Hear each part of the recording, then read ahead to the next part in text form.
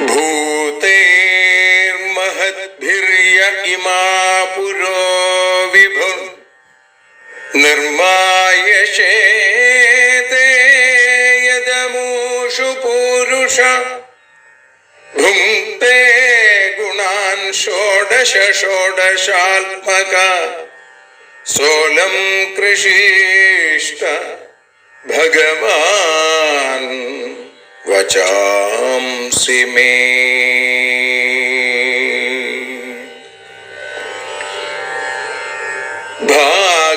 ഭാഗവതത്തെ അറിയാൻ ഈ ഭാഗവതത്തിൽ അലിയാൻ, ഭാഗവതത്തെ അറിയാൻ ശ്രീമദ് ഭാഗവതത്തിൽ അലിയാൻ, ലക്ഷ്യമതും മാത്രം ഹരിയിൽ ഭക്തിയുണർത്തും സംഗീതം ഹരിനാമലഹരി സൗഭാഗ്യം. ഭാഗവതത്തെ അറിയാൻ ഭാഗവതത്തിൽ അലിയാൻ.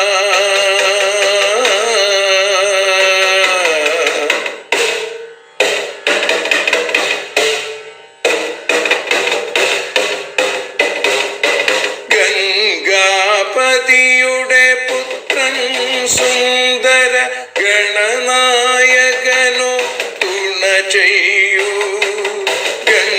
ഗംഗാപതിയുടെ പുത്രൻ സുന്ദര ഗണനായകനോ തുണ ചെയ്യൂ.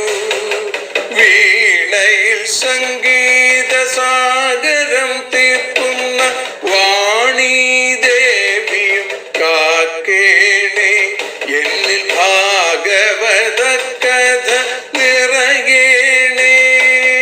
ഭാഗവതത്തെ അറിയാൻ ഭാഗവതത്തിൽ അലിയാൻ.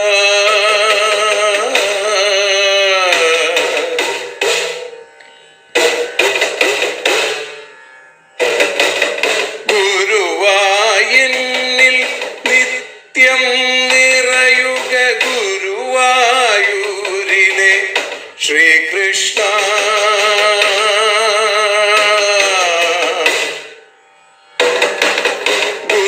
ഗുരുവായൂരിൽ നിത്യം നിറയുക ഗുരുവായൂരിലെ ശ്രീകൃഷ്ണ.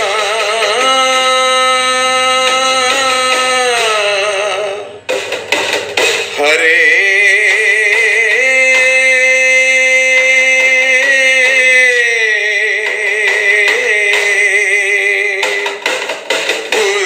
ഗുരുവായൂരിൽ നിത്യം നിറയുക ഗുരുവായൂരിലെ ശ്രീകൃഷ്ണ.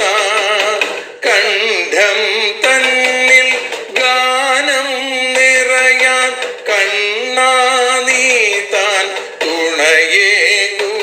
എന്നിൽ ഭാഗവത കഥ നിറയേണേ.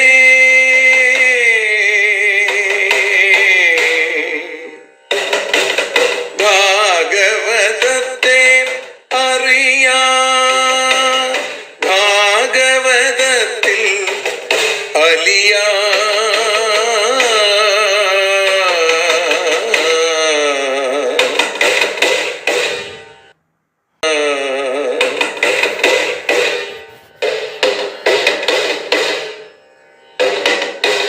ആദ്യത്തെ ഗുരുവായൂരന്റെ അച്ഛനുപാദ നമസ്കാരം. ആദ്യത്തെ ഗുരുവായൂരനുടെ അച്ഛനുപാദ നമസ്കാരം. അമ്മിഞ്ഞപ്പാൽ മധുരം നൽകിയ അമ്മേ നീ വരമേകേണേ. എന്നിൽ ഭാഗവത കഥ നിറയേണേ.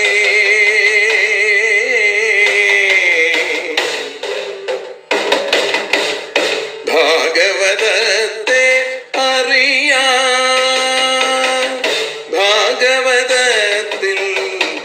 അലിയാ.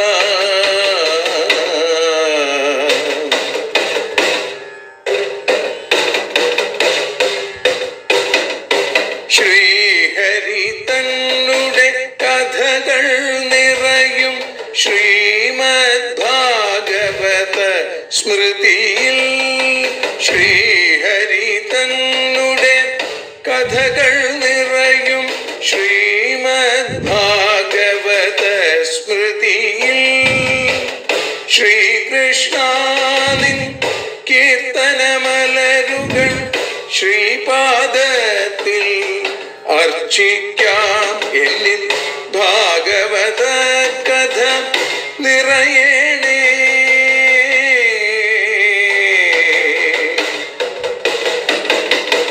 ഭാഗവതത്തെ അറിയാൻ, ഭാഗവതത്തിൽ അലിയാൻ.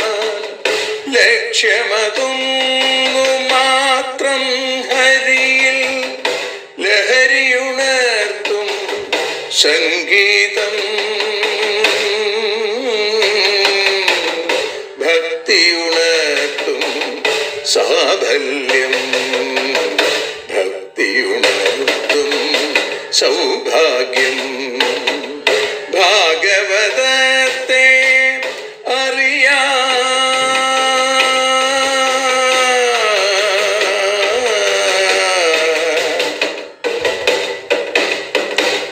ഭാഗവതത്തിൽ അലിയാൻ.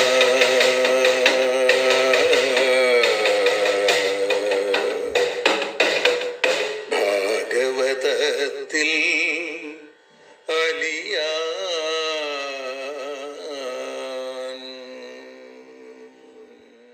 സർവത്ര ഗോവിന്ദനാമ സങ്കീർത്തനം.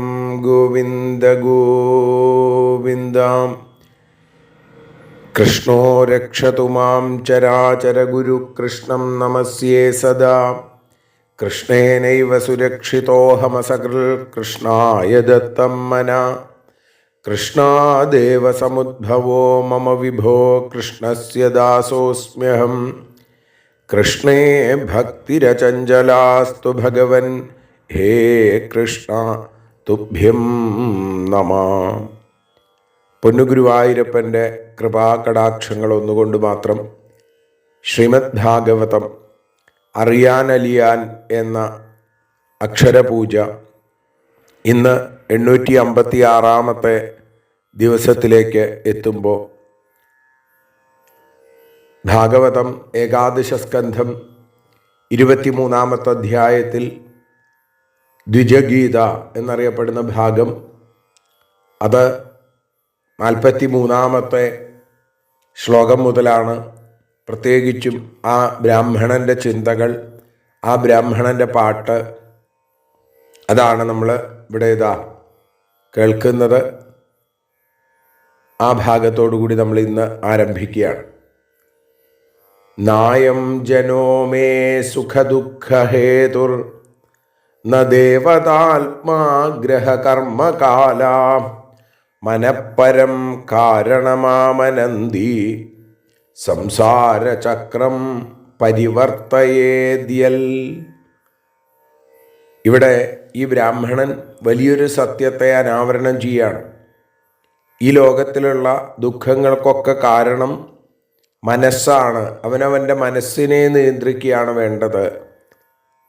18 ശ്ലോകങ്ങളാണ് ഭിക്ഷുഗീത അല്ലെങ്കിൽ ദ്വിജഗീത എന്നുള്ളത്.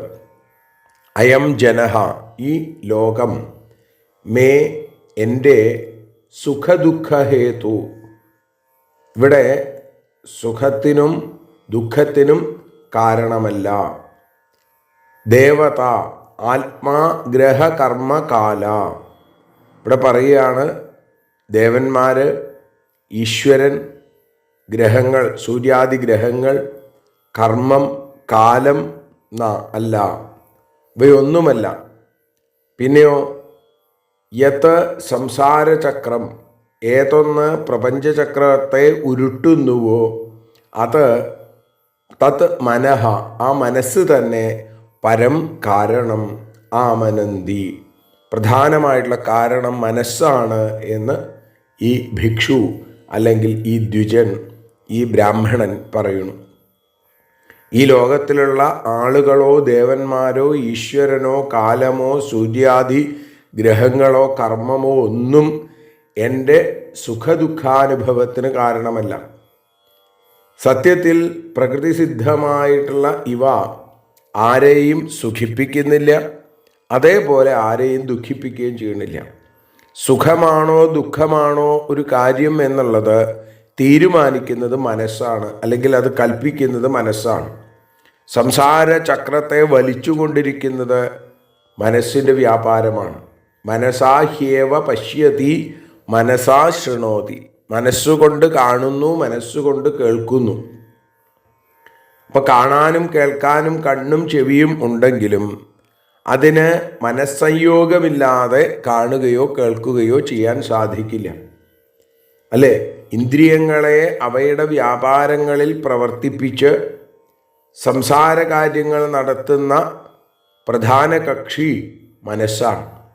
അപ്പം സുഖത്തിനും ദുഃഖത്തിനും കാരണം മനസ്സ് മാത്രമാണ്, അല്ലാതെ ഈ ലോകം എൻ്റെ സുഖത്തിനോ ദുഃഖത്തിനോ കാരണമാവുന്നില്ല എന്ന് പറയുന്നു. ആളുകൾ എൻ്റെ സുഖത്തിന് ദുഃഖത്തിന് കാരണമല്ല. ദേവന്മാർ, ഈശ്വരൻ, സൂര്യൻ തുടങ്ങിയ ഗ്രഹങ്ങൾ, ജ്യോതിശാസ്ത്രത്തിൽ പറയുന്ന സൂര്യൻ, ചന്ദ്രൻ, അല്ലേ? അതേപോലെ തന്നെ കുജൻ, ബുധൻ, വ്യാഴം, ശുക്രൻ, ശനി, ഇങ്ങനെയുള്ള ഗ്രഹങ്ങൾ ഒന്നും തന്നെ എൻ്റെ ദുഃഖത്തിന് കാരണമല്ല. അതുകൊണ്ട് മനസ്സിനെ നിയന്ത്രിക്കലാണ് വേണ്ടത് എന്ന് പറയുകയാണ്, സൂചിപ്പിക്കുകയാണ് ഇവിടെ ചെയ്യണത്. എന്നിട്ട് പറയുകയാണ്, മനോഗുണാൻ വൈ സൃജത്തെ ബലീയസ്തതശ്ച കർമാണി വിലക്ഷണാനി ശുക്ലാനി കൃഷ്ണാന്യഥലോഹിതാനി തേഭ്യ സവർണാ ശ്രുതയോ ഭവന്തി. ബലീയഹ മനഃ, ഏറ്റവും ബലമുള്ള മനസ്സ് ഗുണാൻ സൃജത്തെ, ഗുണങ്ങളെ സൃഷ്ടിക്കുന്നു. തഥാ, അതിൽ നിന്ന് ശുക്ലാനി വെളുത്തത്, കൃഷ്ണാനി കറുത്ത്, ലോഹിതാനി ചുവന്ന്, വിലക്ഷണാനി അന്യോന്യം ഭേദിച്ചിരിക്കുന്ന കർമ്മങ്ങൾ ഉണ്ടാവുന്നു. തേഭ്യ, അവയിൽ നിന്ന് സവർണ ശ്രുതയ ഭവന്തി, സമാനമായിട്ടുള്ള ഗതികളും ഉണ്ടാവുന്നു. സംസാരചക്രത്തെ നിർവഹിക്കുന്നത് അല്ലെങ്കിൽ അതിനെ വലിച്ചുകൊണ്ടിരിക്കുന്നത് മനസ്സാണ് എന്ന് പറഞ്ഞു. ശക്തിയുള്ള മനസ്സ് ഗുണദോഷങ്ങളെ കൽപ്പിക്കുന്നു. സത്വ രജ തമോ ഗുണങ്ങൾ, അതിൻ്റെ ആധിക്യവും ന്യൂനതയും അനുസരിച്ച്, അതിൻ്റെ ആ വർധനവും അതിൻ്റെ ശോഷണവും അനുസരിച്ച് മനസ്സിൽ സാത്വികം, രാജസം, താമസം എന്നിങ്ങനെയുള്ള ഗുണങ്ങൾ ഉണ്ടാവുന്നു, അല്ലെങ്കിൽ അതുമായി ബന്ധപ്പെട്ടിട്ടുള്ള കർമ്മങ്ങൾ ഉണ്ടാവും. ആ കർമ്മങ്ങൾ, അതാണ് ഇവിടെ പറഞ്ഞത്, 3 നിറത്തെ സൂചിപ്പിച്ചത്. ഇവിടെ പറയുകയാണ്, ആ കർമ്മങ്ങളുടെ യോഗ്യതകൾ അനുസരിച്ച് സുഖദുഃഖാദി അവസ്ഥകളും പ്രാണികൾ അനുഭവിക്കണമെന്ന് മാത്രമേ ഉള്ളൂ. ഇങ്ങനെ സുഖദുഃഖാത്മകമായിരിക്കുന്ന സംസാര ചക്രത്തെ തിരിച്ചും കൊണ്ടിരിക്കുന്നത്, അതിനെ നിയന്ത്രിക്കുന്നത് മനസ്സാണ്. മനസ്സാണ് സകല ദുഃഖങ്ങൾക്കും കാരണം, അല്ലെങ്കിൽ സുഖത്തിനും ദുഃഖത്തിനും കാരണം. മനഃപരം കാരണമാമനന്തി, മനസ്സാണ് സങ്കല്പിക്കുന്നത് ഇത് സുഖമാണ്, ഇത് ദുഃഖമാണ് എന്നുള്ളത്. അനീഹ ആത്മാ മനസാ സമീഹത ഹിരൺമയോ മത്സഖ ഉദ്വിചഷ്ടേ മനഃസ്വലിംഗം പരിഗൃഹ്യ കാമാൻ ജുഷന്നിബദ്ധോ ഗുണസംഗതോസൗ. സമീഹത മനസാ, നല്ലപോലെ പ്രവർത്തിക്കുന്ന മനസ്സോടുകൂടി ഇരിക്കുന്നുണ്ടെങ്കിലും ആത്മാവ് അനീഹ, മനസ്സിൻ്റെ ക്രിയകളിൽ സംഘമില്ലാത്തവനായിട്ടിരിക്കുന്നു. ഹിരൺമയ, വിദ്യാശക്തി പ്രധാനമായിട്ട് ഉദ്ദിചഷ്ടയെ, ഉയർന്നു കാണുന്നു. മത്സഖ, ജീവനായ എൻ്റെ നിയന്താവായിരിക്കുന്ന ആത്മാവ് സ്വലിംഗം, തന്നിൽ സംസാരത്തെ പ്രകാശിപ്പിക്കുന്ന മനസ്സിനെ പരിഗൃഹ്യ, സ്വീകരിച്ചിട്ട് ഗുണസംഗത, മനസ്സിൻ്റെ കർമ്മങ്ങളിലുള്ള ചേർച്ച കൊണ്ട് ബന്ധിക്കപ്പെട്ടവനായി, നിബദ്ധ അസൗ കാമാൻ ജുഷൻ, ഇവൻ കാമങ്ങളെ സേവിക്കുന്നവനായി തീരുന്നു. സംസാരചക്രത്തെ നടത്തുന്നത് മനസ്സാണെങ്കിൽ സംസാരവും മനസ്സിന് തന്നെയല്ലേ ഉണ്ടാവുള്ളൂ. ജീവന് എങ്ങനെയാണ് ആ ദോഷമുണ്ടാവുന്നത് എന്നാണെങ്കിൽ പറയുകയാണ്, ആത്മാവിന് സത്യത്തിൽ പലയിടത്തായി ഇത് പറഞ്ഞതാണ്, ആത്മാവിന് സത്യത്തിൽ ഇത്തരത്തിൽ സംസാര ദുഃഖമില്ല. അവിദ്യ കൊണ്ട്, ആ അജ്ഞാനം കൊണ്ട്, അതിൻ്റെ അധ്യാസബലം കൊണ്ട് ജീവാത്മാവിന് സംസാരബന്ധമുള്ളതായി തോന്നുന്നു. അതുകൊണ്ടാണ് അവിദ്യാസംബന്ധമില്ലാത്ത ഈശ്വരന് സംസാരമില്ലാത്തതും അവിദ്യാബന്ധമുള്ള ജീവന് സംസാര ദുഃഖം അനുഭവിക്കേണ്ടി വരികയും ചെയ്യണം. അപ്പോൾ ഗുണവൃത്തികളെ സൃഷ്ടിക്കുന്ന സ്വഭാവത്തോടുകൂടിയ മനസ്സിൻ്റെ നിയന്താവായിട്ടിരിക്കുമ്പോൾ പോലും പരമാത്മാവിന് ഇവിടെ മാനസികമായിരിക്കുന്ന ആ വ്യാപാരങ്ങളുടെ അധ്യാസം ഉണ്ടാകാതിരിക്കുന്നത് ആ ചിച്ഛക്തിയുടെ സ്വാഭാവികമായ ബലം കൊണ്ടാണ്. പക്ഷേ ഇവിടെ പറയുകയാണ്, വിദ്യാശക്തി പ്രധാനമായിരിക്കുന്ന പരമാത്മാവിന് സർവോപരിഷ്ഠമായിരിക്കുന്ന ജ്ഞാനം തന്നെ സ്വരൂപമായതുകൊണ്ട് എല്ലാത്തിനെയും കടന്നിരിക്കുന്ന ആ അറിവ് കൊണ്ട് എല്ലാത്തിനെയും അറിയാൻ സാധിക്കുന്നു. പക്ഷേ ജീവസ്വരൂപമായിരിക്കുന്ന ഈ ഞാനോ എന്നിൽ സംസാരത്തെ പ്രകാശിപ്പിക്കുന്ന സ്വഭാവത്തോടുകൂടിയ മനസ്സിനെ തന്നെ ആത്മത്വേന ഭാവിക്കുന്നത് കൊണ്ട് മനസ്സിൻ്റെ ക്രിയകൾ മുഴുവൻ തൻ്റെ ക്രിയകളായിട്ട് തോന്നുന്നു. അതുകൊണ്ട് ബന്ധമുണ്ടാവുന്നു. സുഖദുഃഖ സ്വരൂപങ്ങളായിരിക്കുന്ന വിഷയങ്ങൾ അനുഭവിക്കുകയും ചെയ്യുന്നു. അതുകൊണ്ട് ആ അവിദ്യ കൊണ്ടാണ് ജീവന് മനോവ്യാപാരങ്ങളോട് അധ്യാസവും അതേ തുടർന്ന് സംസാരവും അനുഭവപ്പെടുന്നത്. അത് അജ്ഞാനമാണെന്നാണ്. യഥാർത്ഥ ജ്ഞാനം ഉണരുമ്പോൾ ഈ മനസ്സുമായിട്ടുള്ള ബന്ധം വിട്ടുപോകും. ആ മനസ്സിൽ ചൈതന്യമായി നിൽക്കുന്ന ഭഗവാൻ മാത്രമാണ് താൻ എന്ന ബോധ്യത്തിലേക്ക് ഒരു ജീവൻ എത്തിച്ചേരുകയും ചെയ്യും. ദാനം സ്വധർമ്മോ നിയമോ യമശ്ച ശ്രുതം ച കർമാണി ച സദ്വ്രതാനി സർവേ മനോനിഗ്രഹലക്ഷണാന്താ പരോഹി യോഗോ മനസ സമാധി. ദാനം ചെയ്യുക. ദാനം സ്വധർമ്മ, തൻ്റെ ധർമ്മത്തെ നിർവഹിക്കുക. നിയമ ശൗചാദി കർമ്മങ്ങൾ, യമ അഹിംസ തുടങ്ങിയവ, ശ്രുതം വേദം പഠിക്കൽ, കർമാണി മറ്റു കർമ്മങ്ങൾ, സദ്വ്രതാനി നല്ല വ്രതങ്ങൾ, സർവേ എല്ലാം മനോനിഗ്രഹ ലക്ഷണാന്ത മനസ്സിനെ ഒതുക്കാനുള്ള ഫലത്തിന് വേണ്ടിയിട്ടാണ്. മനസഹ മനസ്സിൻ്റെ സമാധി സമാധാനം, പരഹ യോഗ ഹി ഏറ്റവും ഉത്കൃഷ്ടമായ യോഗം മനസ്സിൻ്റെ സമാധാനമാണ്, സമാധിയാണ്. സമമായ ധി ബുദ്ധി സമമായിട്ടിരിക്കുന്ന അവസ്ഥ. അതുകൊണ്ട് മനസ്സിനെ നിഗ്രഹിച്ചാൽ സംസാര ദുഃഖത്തിൽ നിന്നും നിവൃത്തി നേടാനായിട്ട് സാധിക്കും. അത് സാധിക്കാതെ മറ്റെന്ത് പ്രവൃത്തി ചെയ്താലും അതൊക്കെ നിഷ്പ്രയോജനമാണ് എന്ന് പറയുന്നു. ഇവിടെ വേദത്തിൽ നിശ്ചയിച്ച സൽപ്രവൃത്തികളുടെ ഒക്കെ ലക്ഷ്യം മനോനിഗ്രഹം വേണ്ടിയിട്ടാണ്. ശക്തിക്ക് ചേർന്ന തരത്തിൽ ദാനം ചെയ്യുക, അവരവരുടെ വർണ്ണാശ്രമാചാരങ്ങൾ വേണ്ടതുപോലെ നടത്തുക, ശൗചാദികൾ അഹിംസ സത്യം അസ്തേയം തുടങ്ങിയവയൊക്കെ ജീവിതത്തിൽ പകർത്തുക, വേദം പഠിക്കുക, യാഗാദി കർമ്മങ്ങളൊക്കെ ചെയ്യുക, ഏകാദശി ഷഷ്ഠി തുടങ്ങിയ വ്രതങ്ങൾ അനുഷ്ഠിക്കുക.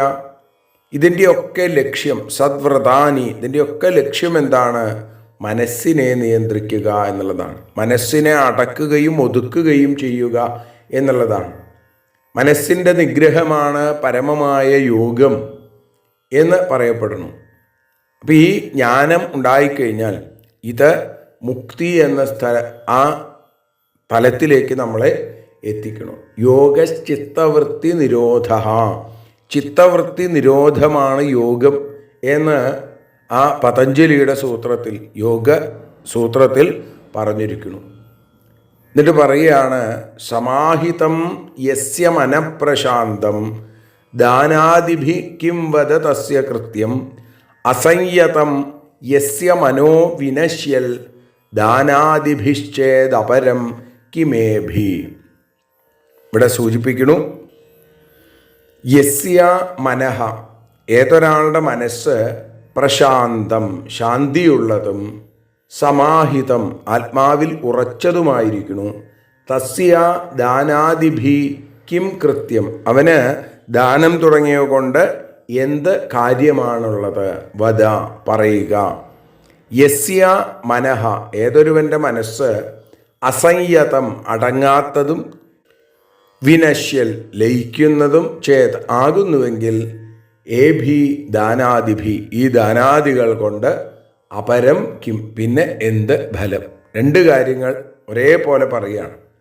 വിഷയങ്ങളിൽ പ്രവേശിക്കാതെ ശാന്തമായി ആത്മാവിൽ തന്നെ സ്ഥിരമായിരിക്കുന്ന മനസ്സുള്ള ഒരാൾക്ക് പിന്നെ ഈ ദാനാദി കർമ്മങ്ങൾ കൊണ്ട് എന്താണ് ഫലം, അല്ലെങ്കിൽ അതുകൊണ്ട് യാതൊരു ആവശ്യവുമില്ല.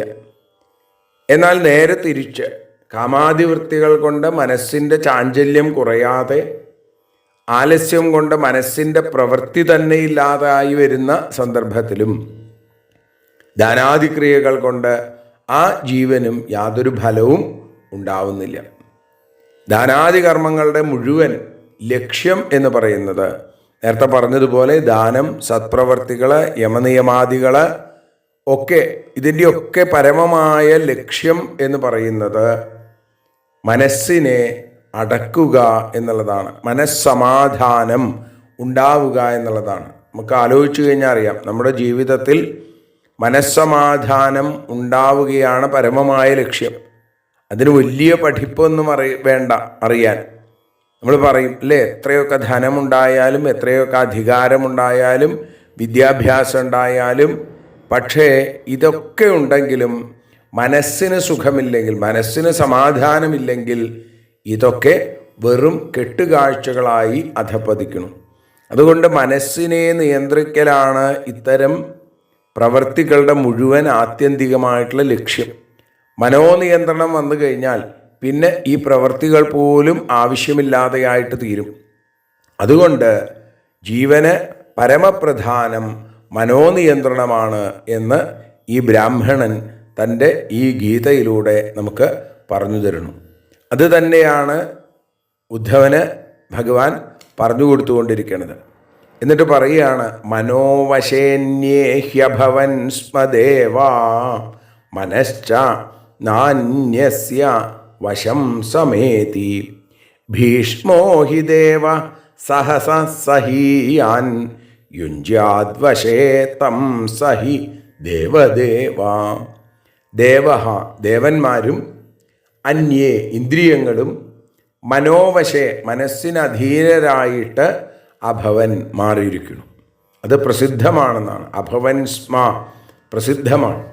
മനഃച, മനസ്സോ, അന്യസ്യ വശം ന സമേതി, മറ്റൊരാളുടെ അധീനതയിലേക്ക് എത്തുന്നില്ല. ഭീഷ്മ, ഭയങ്കരനും, സഹസ, ബലമുള്ളവരിൽ വെച്ച്, സഹീയാൻ, അതിബലമുള്ളവനും, ദേവഹ, ദേവനുമാകുന്ന സ, അവൻ, ദേവദേവഹി, ദേവദേവനാകുന്നു എന്നുള്ളതാണ്. തം വശേ യുഞ്ജ്യാൽ, അവനെ നമ്മൾ വശത്തിൽ യോജിപ്പിക്കണം എന്നാണ്. മനസ്സിനെ നിയന്ത്രിക്കലാണ് പരമപ്രധാനം എന്ന് പറഞ്ഞു. അപ്പോൾ മുകളിൽ നമ്മൾ കണ്ട ഓരോ പ്രവൃത്തികളും, കർമ്മങ്ങളൊക്കെ തന്നെ മനോജയത്തിനായിട്ടല്ല, ഇതര ഇന്ദ്രിയങ്ങളുടെ ജയത്തിനായിട്ടാണ് എന്ന് പറയുന്നതിൽ എന്താണ് വിരോധം എന്നാണെങ്കിൽ അങ്ങനെ പറയാൻ പാടില്ല എന്നാണ്. കാരണം ഇന്ദ്രിയങ്ങളും അതിൻ്റെ അധിഷ്ഠാന ദേവന്മാരും മനസ്സിന് വശപ്പെട്ട ആളുകളാണ്. മനസ്സ് അവർക്ക് വശപ്പെടുന്നില്ല. മനഃശക്തിയെക്കുറിച്ച് ആലോചിക്കുന്നവർക്ക് കൂടി ഭയമുണ്ടാക്കുന്ന തരത്തിൽ അതീവ ശക്തിമാനാണ്, മഹാബലവാനാണ് മനസ്സ്. ആ മനസ്സിനെ ആർക്കാണോ സ്വാധീനത്തിലാക്കാൻ സാധിക്കുന്നത്, അവൻ തന്നെയാണ് ദേവദേവഹി, ദേവദേവന്മാർ. ദേവന്മാർ പോലും പൂജിക്കപ്പെടാൻ യോഗ്യനായിട്ടുള്ള ഒരാൾ എന്ന് പറഞ്ഞാൽ മനസ്സിനെ നിയന്ത്രിക്കുന്ന ആളാണ്. അപ്പോൾ മറ്റ് ഇന്ദ്രിയങ്ങളുണ്ട്, ജ്ഞാനേന്ദ്രിയങ്ങൾ, കർമ്മേന്ദ്രിയങ്ങൾ, അല്ലേ? കണ്ണ്, മൂക്ക്, കാത്, ത്വക്ക്, വാക്ക് തുടങ്ങിയ ജ്ഞാനേന്ദ്രിയങ്ങളും, അതേപോലെ കയ്യ്, കാല്, പായു, ഉപസ്ഥം തുടങ്ങിയ കർമ്മേന്ദ്രിയങ്ങളും ഉണ്ട്. പക്ഷേ ആ ഇന്ദ്രിയങ്ങളെ മുഴുവൻ നിയന്ത്രിക്കുന്നത് മനസ്സാണ് എന്ന് പറയുന്നു. മനസ്സിൻ്റെ ജയത്തിൽ അവയും ജയിക്കപ്പെട്ടവയാണ് ഇന്ദ്രിയങ്ങൾ. അതുകൊണ്ട് ജീവിതത്തിൻ്റെ ലക്ഷ്യം എന്ന് പറയുന്നത് മനസ്സിൻ്റെ നിയന്ത്രണമാണ്, മനോജയമാണ് എന്ന് അവിടെ ഇതാ പറയുന്നു.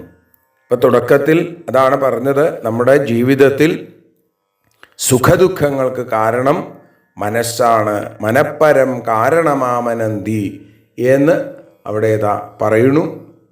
ഏകാദശ സ്കന്ധത്തിലെ ദ്വിജഗീത 18 ശ്ലോകങ്ങൾ, അതിൽ ആദ്യത്തെ 6 ശ്ലോകങ്ങൾ 43 മുതൽ 48 കൂടിയുള്ള 6 ശ്ലോകങ്ങളാണ് നമ്മൾ ഇന്ന് അനുസ്മരിക്കുന്നത്, അല്ലെങ്കിൽ അനുസ്മരിച്ചു കഴിഞ്ഞത്. 49ാമത്തെ ശ്ലോകം മുതൽ നമുക്ക് നാളെ അനുസ്മരിക്കാം. അങ്ങനെ ആ ദ്വിജഗീതയിലൂടെ വലിയൊരു സത്യത്തെ അനാവരണം ചെയ്യുകയാണ് ആ ബ്രാഹ്മണൻ. ആ ബ്രാഹ്മണൻ്റെ വാക്കുകളിലൂടെ, ഉദ്ധവഗീതയിലൂടെ ഭഗവാനും നമുക്ക് പറഞ്ഞു തരുന്നു, മനസ്സിനെ നിയന്ത്രിച്ചോളൂ. മനസ്സിനെ നിയന്ത്രിക്കലാണ് ജീവിത വിജയം എന്ന് പറയുന്നിടത്ത് നമ്മൾ ഇന്ന് ഭഗവത്പാദങ്ങളിൽ സമർപ്പിക്കുകയാണ്. സർവത്ര ഗോവിന്ദനാമ സങ്കീർത്തനം, ഗോവിന്ദ ഗോവിന്ദ. ഞങ്ങൾ ആരതിയുണ്ടാവാൻ ഹരിപാദേ രതിയുണ്ടാകാൻ ആരതിയൊഴിയുന്നു.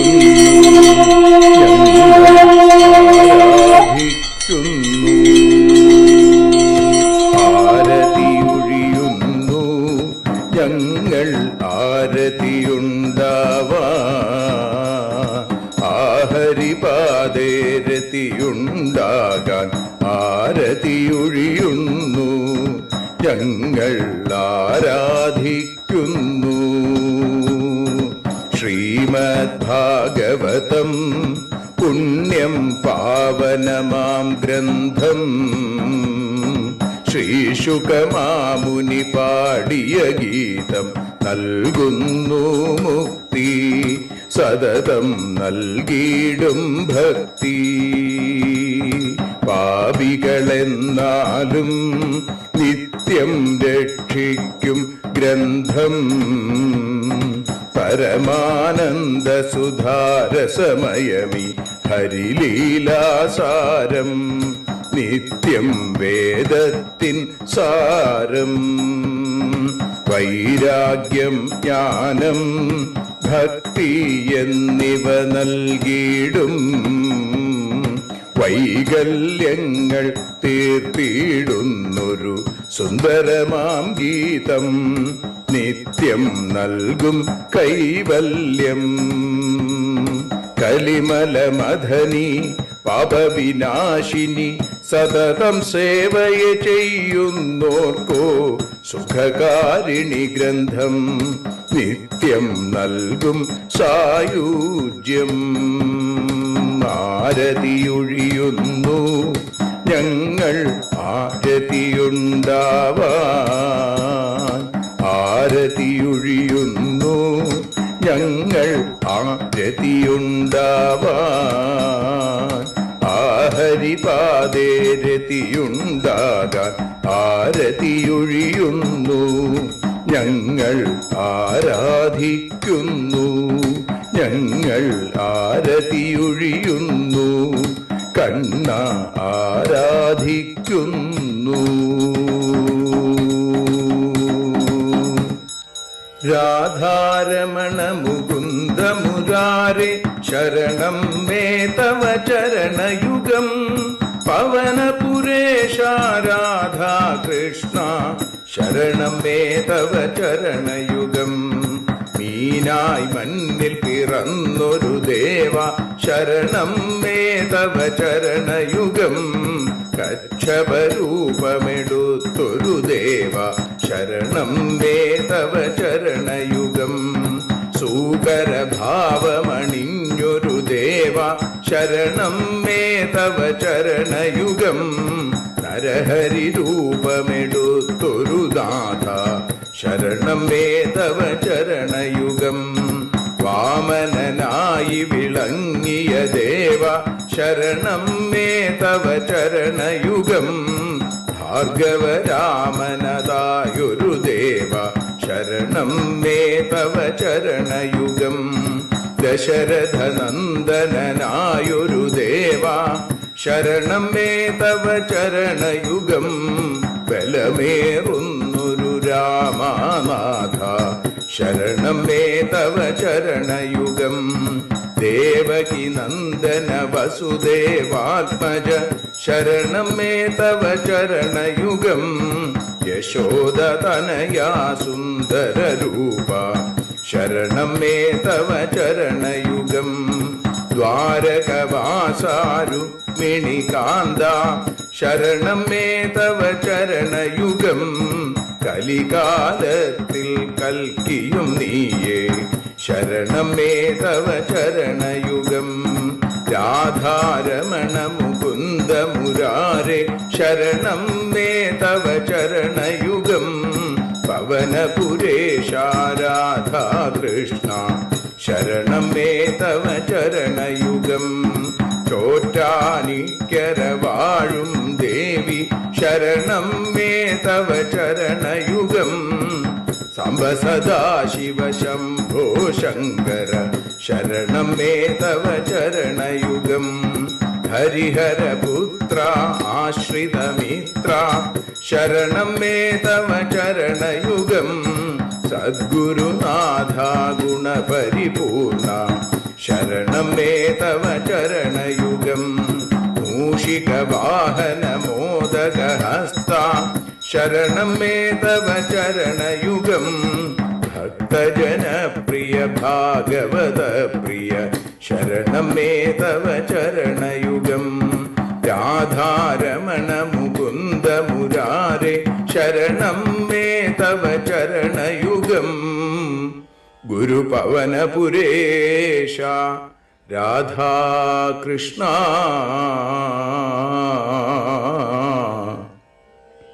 ശരണം മേ തവ ചരണയുഗം.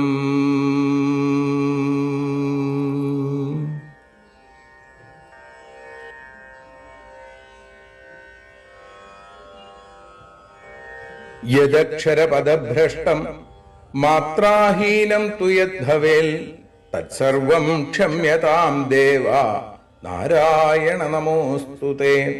വിസർഗബിന്ദുമാത്രാണി പദപാദാക്ഷരാണി ച ന്യൂനാനി ചാതിരിക്താനി ക്ഷമസ്വ പുരുഷോത്തമ. മന്ത്രഹീനം ക്രിയാഹീനം ഭക്തിഹീനം ജനാർദ്ദന യൽപൂജിതം മയാ ദേവ പരിപൂർണം തദസ്തു തേ. കായേന വാചാ മനസേന്ദ്രിയേർവാ ബുദ്ധ്യാത്മനാ വാ പ്രകൃതേ സ്വഭാവാൽ കരോമി യദ്യൽ സകലം പരസ്മൈ നാരായണായേതി സമർപ്പയാമി. സ്വസ്തി പ്രജാഭ്യ പരിപാലയന്താം ന്യായേന മാർഗേണ മഹീം മഹീഷ. ഗോബ്രാഹ്മണേഭ്യഃ ശുഭമസ്തു നിത്യം. ലോകാഃ സമസ്താഃ സുഖിനോ ഭവന്തു. ലോകാഃ സമസ്താഃ സുജനാഃ ഭവന്തു. ലോകാഃ സമസ്താഃ ത്വൽഭക്തിരതാഃ ഭവന്തു.